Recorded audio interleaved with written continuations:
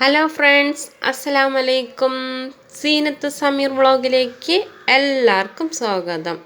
ഇന്ന് കാലത്ത് ഭർത്താവിനെയും പണിക്ക് പറഞ്ഞയച്ചിട്ട് മക്കളിനെയും സ്കൂളിലേക്ക് പറഞ്ഞയച്ച് ടയേർഡായിട്ട് ഇരിക്കുന്നുണ്ടാകും അല്ലേ എല്ലാവരും. അവർക്കൊരു അടിപൊളി ടിപ്സ് പറഞ്ഞുതരാം. വരെ കണ്ട ഇതൊരു ഗ്ലാസ് കുടിച്ചാൽ നമ്മുടെ ക്ഷീണമൊക്കെ മാറും. എന്ത് ക്ഷീണം ഉണ്ടെങ്കിലും ഒരു ഗ്ലാസ് കുടിച്ചാൽ മതി, ക്ഷീണം പെട്ടെന്ന് പോകും.